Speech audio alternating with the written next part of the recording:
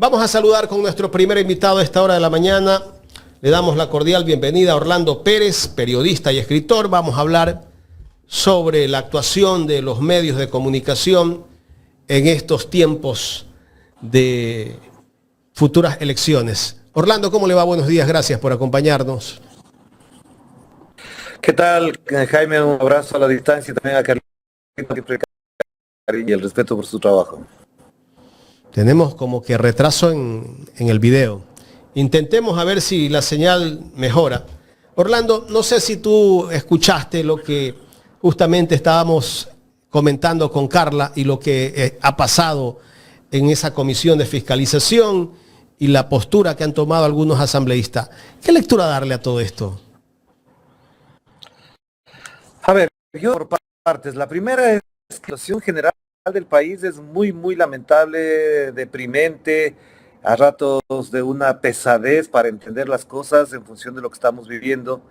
Y quisiera además añadir a eso que todo esto no podría ocurrir, no se daría si no tuviésemos una mafia que acompaña, incentiva y estimula la situación que vive este país. En ese sentido, yo creo que lo que ha pasado con la fiscal, lo que pasa con César Umahinga, no es nuevo, es parte del libreto que se ha venido estableciendo en el Ecuador desde Lenín Moreno para acá. No olvidemos todo lo que significó el gobierno del señor Guillermo Lasso y ahora todo lo que implica el gobierno del señor Daniel Noboa. El señor Daniel Noboa, Guillermo Lasso y Lenín Moreno han tenido como un soporte político fundamental, como una herramienta política fundamental a la fiscalía y todo lo que esto implica, que ya sabemos que ya se ha denunciado.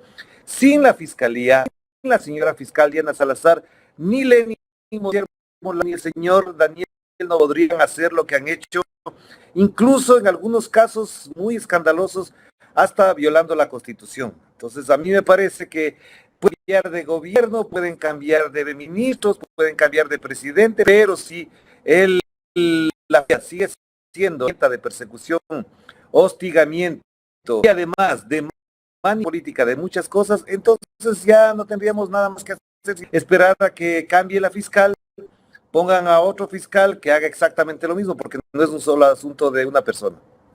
¿Y tú crees que la fiscal la vayan a cambiar pronto? Porque de acuerdo a lo que estamos viendo con todo lo que está pasando en el Consejo de Participación Ciudadana y Control Social, seguramente la van a prorrogar. Se la prorrogarán, seguramente la tendrán el tiempo que sea necesario para cumplir los objetivos políticos que están planteados.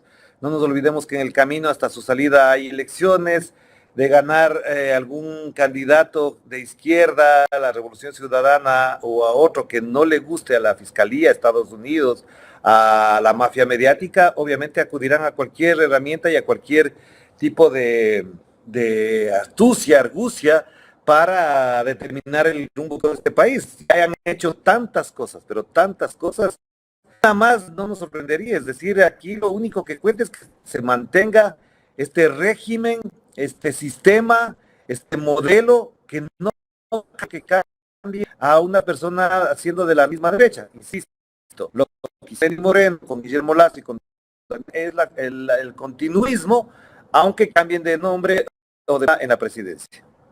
Comentábamos con Carla hace un momento, ¿no? De todo lo que estábamos analizando del señor Umahinga, acá los medios no se han hecho eco de esta noticia, de este escándalo, porque esto sí es un escándalo lo que ha pasado. Ningún medio de los tradicionales, de la prensa independiente, entre comillas, ha publicado una nota. Mira, Jaime, ya no nos sorprendamos de eso. Aquí hay una mafia mediática, y cuando digo mafia mediática, quiero decir es que se juntan, se reúnen, colusionan, como se quiera llamar, a esta forma ilegal de imponer una narrativa en función de unos intereses. Si tú o yo, mañana, Jaime, Carlita, nos pasamos al bando de la mafia mediática, ellos dirán que por fin hemos entrado en razón. Si mañana nosotros les damos la razón a los medios de comunicación por lo que están haciendo en función de sus intereses, seguramente aplaudirán, pero no nos van a perdonar jamás el haber sido críticos. Fíjate lo que he vivido yo en las últimas 2 semanas. O sea, amenazas de muerte constante, el señor Carlos Andrés Vera queriéndome agredir en la calle, los seguidores de él y otros más tildándome de asesino, de violador, etcétera, etcétera. De modo que incluso hay gente que entra ya a dudar de que lo que yo he hecho en mi vida es lo que he hecho, es decir, que no he hecho otra cosa que ejercer mi oficio, pero soy violador, soy asesino, soy terrorista, etcétera, etcétera.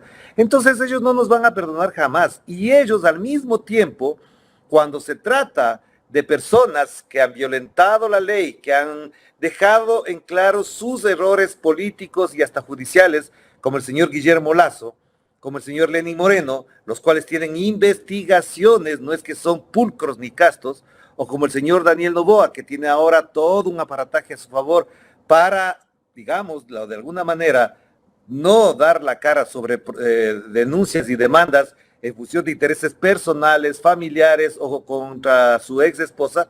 Obviamente ellos lo perdonan todo, lo ocultan todo. Así que Coavisa, Teleamazonas, del Universo y otros más, nunca van a dejar de estar del lado del poder porque de eso viven, a ellos se deben. Entonces no esperemos más nada de ellos. No van a publicar lo que ha pasado con Anderson Boscan en titulares que digan se coarta la libertad de expresión, se persigue periodistas. No, al contrario, por ejemplo, el día de hoy Fundamedios, que es el aparato más fascista de este país, que se creen las personas que nos tienen que dar cátedra de periodismo, es inculpar de delitos a 2 periodistas. Y que la justicia prime, dicen ellos, que sea a través de la justicia. Ya sabemos lo que implica la justicia en este país. Cuando está de su lado la justicia para ellos es pulcra, casta, neutral, virginal, etcétera, etcétera, y no pasa absolutamente nada. Fundamedios y la mafia mediática son corresponsables de la barbarie que se vive en este país, de la penosa situación en la que tienen que atravesar la gente más pobre de este país, porque han avalado todos los procesos de dominación, persecución y del modelo económico que vive el Ecuador. ¿Y qué pasa con los gremios periodísticos, los colegios de periodistas, Orlando? ¿No vemos que alguien diga las barbaridades que están cometiéndose desde el poder?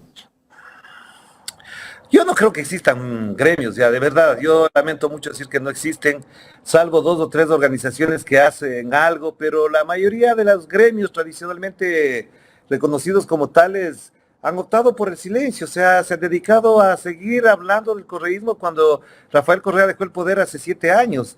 El diario La Hora el otro día publicó un largo, entre comillas, reportaje donde hablaba de los muertos, los periodistas asesinados y muertos durante el correísmo, de los mensurados en el correísmo. Es decir, han pasado 7 años y se olvidan de hacer periodismo de lo que está vigente. En este país han tenido que salir periodistas como Anderson Boscan, la señora Mónica Velázquez, Alondra Santiago, entre los que me acuerdo ahora. Y ya de eso no hablan. Se han asesinado periodistas en la ciudad de Manta, en la provincia de Manabí, en la provincia de Los Ríos, y de eso no hablan. Es decir, el diario La Hora da vergüenza, de verdad les digo, da vergüenza. El otro día hicieron una portada donde decían que los militares son el último fortín de la democracia. Entonces, ellos son los que salvan al país de la delincuencia, que no ha terminado. Ahora son los salvadores de la democracia porque creen que mañana ellos se podrían tomar el poder para salvar a este país en caso de que llegue un gobierno de izquierda. Ahora el ministro de Energía o el secretario de la Administración dice que los militares nos pueden también salvar de los apagones, que ellos van a darnos luz. Es decir, están militarizando este país, además de que ya los militares se han policializado, es decir, se han vuelto policías. Su rol es el de policías, no son de militares, es decir, ahí hay un problema muy grave. Y encima de eso, la señora Gabriela Sommerfield va a Israel y en la agenda que circula en la Cancillería va a hablar con los equipos de espionaje, de inteligencia del Mossad en Israel. Es decir, ¿de qué país estamos hablando?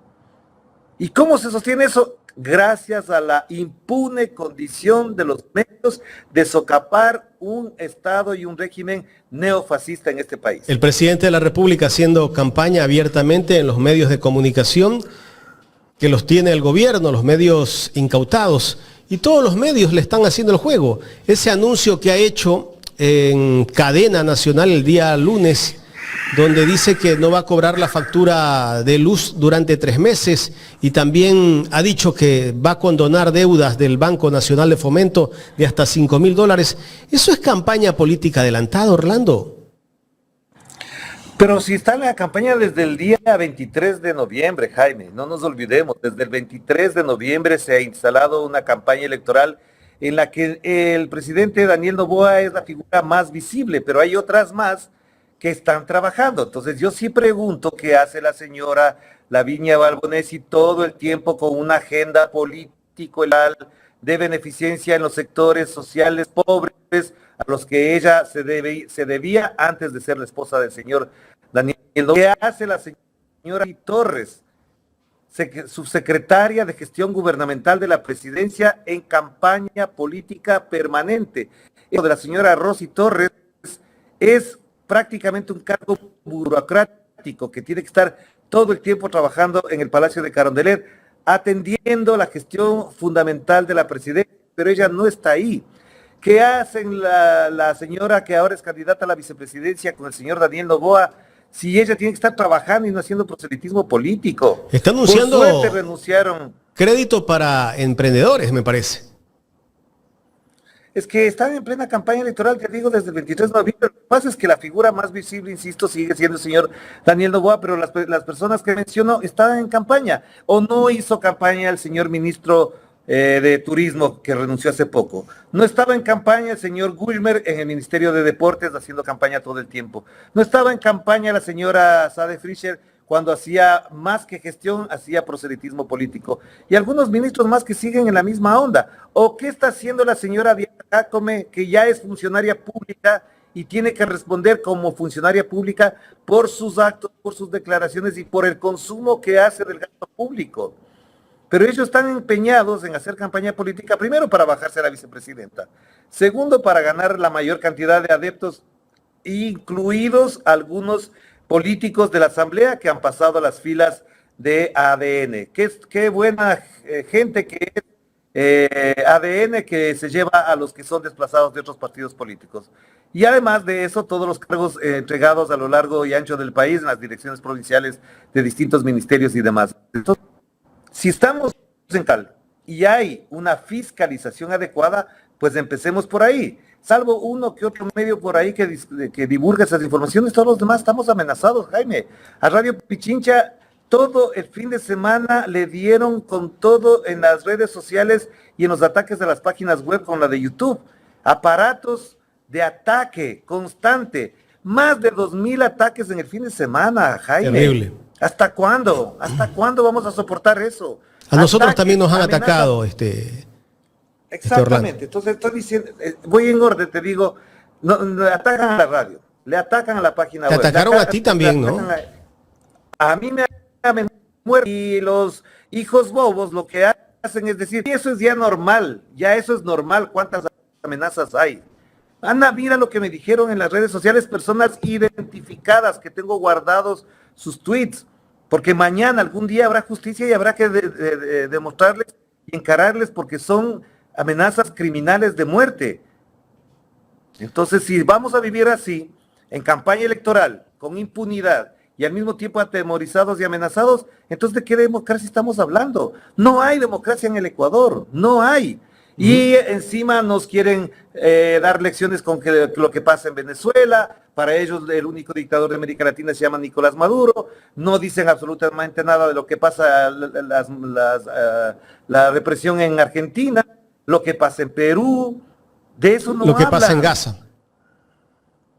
Ya lo de Palestina es impresionante, ya esto hasta me duele en el alma que haya medios de comunicación que gracias a su filiación con ciertos sectores sionistas y judíos, efectivamente se callen de lo que está pasando en Palestina, que es un genocidio. Pero de eso no hablan.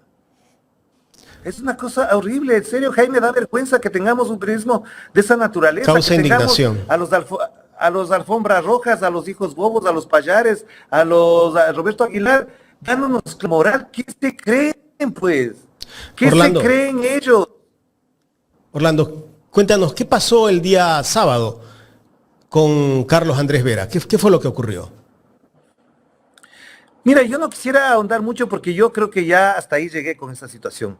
El señor Carlos Andrés Vera pasa por la avenida de los Chiris, donde yo me paro porque tenía que entregar 2 paquetes porque salía de viaje a una persona concreta, que me reservo el nombre porque si no también le atacarán. Y efectivamente el señor pasa con sus hijos yo no lo reconozco de primera instancia, él se regresa y me dice, vos eres Orlando Pérez. Y comienza una serie de ataques y de insultos. Los dos hijos del señor Carlos Andrés Vera le dicen, papi, vámonos, tranquilo. Y yo veo la cara de terror que tenían los niños y yo le digo, retírate, piensa bien lo que estás haciendo, retírate. Y dice, no te metas con mis hijos, no te metas con mis hijos. Y me levanta la mano como que me va a dar un cachetazo. Y yo le digo, dale, pégame. Y pongo las manos atrás para que me dé, efectivamente, para ver si me puede dar. Y eso es para sus hijos. Y yo le digo, como soy padre, como entiendo esa situación, entiendo lo que significa ser acosado, asediado, etcétera, entiendo que lo que viven sus hijos debe ser muy grave también. Y le entiendo perfectamente y por eso le digo, retírate, retírate, mira cómo tienes a tus hijos. No te metas con mis hijos, no te metas con mis hijos. Y se acerca un señor, nos pone por el medio y yo le digo, retírelo, lléveselo. No, y el señor, como es violento, él sí es un violento.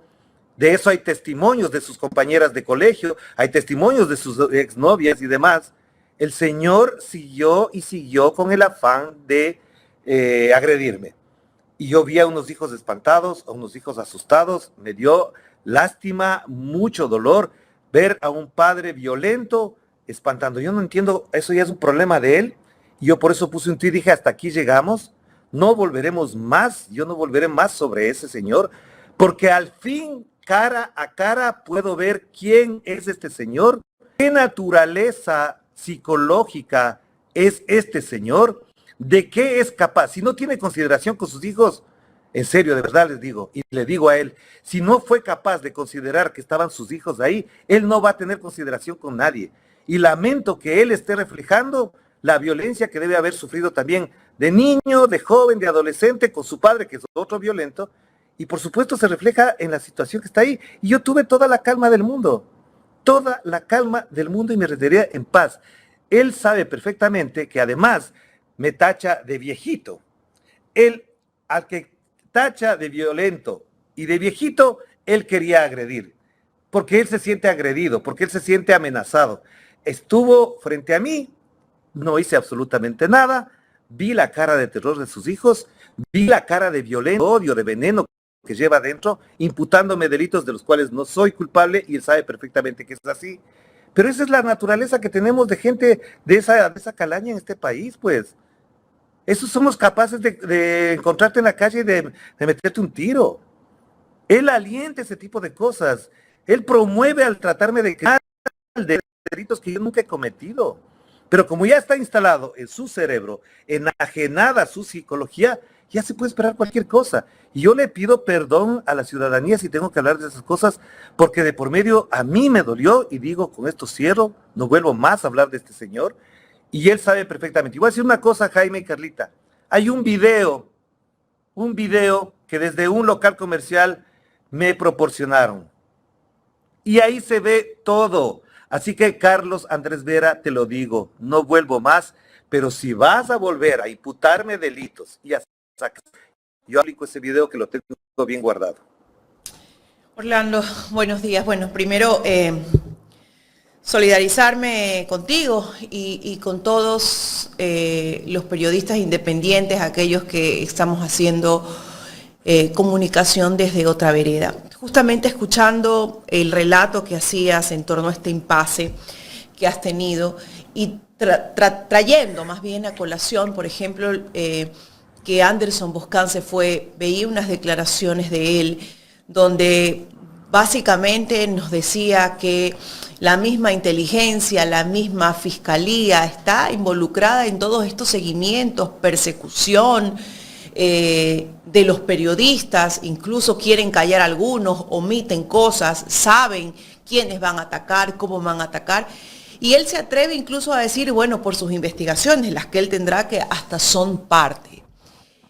Este proceso que estamos viviendo en este momento, porque estamos siendo atacados sistemáticamente desde diferentes aristas, los que hacemos periodismo independiente, desde otra vereda y periodismo digitales. Eso tiene que ver estrictamente con el proceso electoral que vivimos, tiene que ver con el tema mafia fiscal general. ¿Cuál es el proceso que estamos viviendo? ¿Por qué? Porque estamos sintiendo que nos están atemorizando, ¿no? Quieren silenciarnos, callarnos, amedrentarnos a todos los periodistas independientes que estamos en medios digitales. Es que mira, Carlita, esto no es nuevo, esto se acentúa, esto se agrava en la medida en que se acercan las elecciones, en la medida en que hay ciertas voces que pueden amplificar otro relato, como nosotros decimos normalmente, y que efectivamente colocan el dedo en la llaga. Esto hay que tener absoluta claridad. No te olvides que antes de las elecciones del 21 hubo una campaña atroz para poder denostar, neutralizar a la gente que hacíamos cierto grado de oposición, de crítica política o de gestión periodística responsable. Lo mismo pasó en el 23, ya sabemos perfectamente todo lo que pasó. Lo que pasa es que la gente se olvida porque un acontecimiento tapa al anterior, pero hubo constantes ataques, hubo constantes incluso ataques mediáticos, informáticos a cuentas. Se bajaron mi cuenta de YouTube, por ejemplo, se bajaron la cuenta de YouTube de la radio Pichincha, se bajaron la cuenta de YouTube de Telesur, han bloqueado a canales internacionales como RT, como Hispan TV, como Al Jazeera, entre los que me acuerdo ahora. Es decir, esto no es nuevo. Y al mismo tiempo, lo que más les duele, y yo diría hasta hablando criollamente, lo que les arde, es que periodistas que eran de su sector, que eran aliados a ellos, como Anderson Boscán, Mónica Velázquez, el propio Luis Eduardo Vivanco, ahora sean los que les dicen en la cara exactamente lo que nosotros les dijimos siempre a los de la mafia mediática. Mentirosos, obsecuentes, vendidos, todo eso les ha dicho Anderson Boscán, Mónica Velázquez y Luis Eduardo Vivanco. Exactamente lo mismo que hemos venido diciendo desde hace 7 años.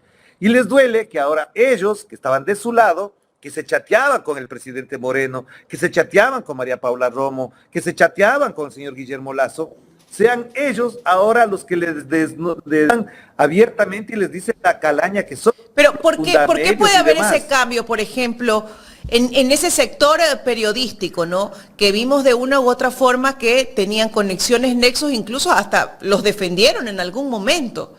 Y de repente se vira la tortilla y todo esto empieza a conmocionar a la población porque empiezas a darte cuenta que algo no estuvo bien, que algo no está normal, que Orlando Pérez es perseguido, que Andrés Durán es perseguido, que a Alondra la desterraron y que de pronto viene Anderson Boscán y expone todo esto y que los medios digitales y que ahora en directo tiene persecuciones consecutivas de atacar a sus páginas. Entonces todo esto se empieza como a mover. Y de repente yo creo que como que la ciudadanía no entiende y llega el momento de decir, bueno, ¿quién es el bueno, quién es el malo, quién dice la verdad, quién no dice la verdad? ¿Qué creo? Mira, Carlita, la mejor medida de la sensatez, para mi modo de ver, el tiempo. El tiempo ha pasado, el tiempo nos va dando la razón poco a poco en una serie de cosas que nosotros denunciamos, de qué manera colusionan, cómo se entrelazan los poderes económicos, los poderes políticos, los poderes mediáticos y los poderes criminales también. Aquí han pasado cosas muy graves que cuando uno habla con personas en el exterior, cuando uno se encuentra con personas en otro país, no lo pueden creer cuando se les explica en detalle lo que estamos comentando ahora. Segundo, que la gente crea o no crea, yo creo que ya también es otro problema que tenemos que vivir en el Ecuador y que tenemos que procesarlo adecuadamente. Hay un nivel de desinformación, hay un nivel de enajenación incluso en algunos sectores que creen que abstrayéndose de la realidad, tomando distancia de la política, van a tener menos problemas. Y en la práctica resulta que se quedan sin trabajo, que no tienen medicinas. Imagínate que en el hospital militar, al que los gobiernos atienden con puntualidad en sus pagos y demás, no hay medicinas, les tienen que mandar a los oficiales, a los de tropa a comprar oficinas. Que le pregunten al señor Lucio Gutiérrez, expresidente de la República, es coronel de las Fuerzas Armadas, si cuando va al hospital le dan medicinas, porque él sí va al hospital, me lo ha contado, por supuesto, si le dan medicinas. Hemos llegado a ese nivel.